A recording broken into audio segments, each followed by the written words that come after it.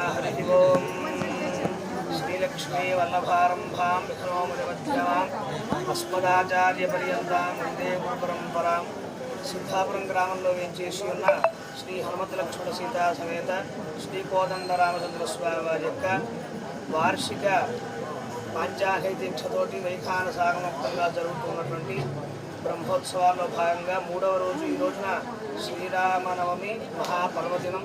ఈ రోజున స్వామివారి యొక్క కళ్యాణ మహోత్సవం, సీతారాముల యొక్క కళ్యాణ మహోత్సవం వైభవంగా ప్రారంభమై జరుగుతున్నది. అలాగే ఈ 5 రోజులు కూడా మొదటి రోజున అంకురారోపణ ధ్వజారోహణతో ప్రారంభం చేసుకొని ఈ 5 రోజులు ఉదయం సాయంత్రం నిత్యహోమం బలిహరణ, అలాగే కళ్యాణం మహాశాంతి యాగం, అదేవిధంగా చివరి రోజున చక్రస్నానం, దాన్ని అవభృతోత్సవం అంటారు. వసంతోత్సవం చూర్ణోత్సవం చేసుకొని చక్రస్నానం చేసుకొని సాయంత్రానికి స్వామివారి యొక్క విశేషమైనటువంటి ఏకాంత సేవా కార్యక్రమంతో ఈ యొక్క బ్రహ్మోత్సవాల యొక్క కార్యక్రమాలన్నీ కూడా పరిపూర్తవుతాయి. వైఖాన సాగమంతంగా జరుగుతున్నది. శ్రీ సుధీంద్ర రామకృష్ణబాబు గారు ఆయన యొక్క ఆశీస్సులతోటి భక్తులందరూ కూడా నిరంతరం రామనామ జపాలు చేస్తూ ఈ యొక్క కార్యక్రమాలన్నీ కూడా ఎన్నో దశాబ్దాలుగా ఈ కార్యక్రమాలన్నీ వైభవంగా చేసుకుంటూ వస్తూ ఉన్నారు.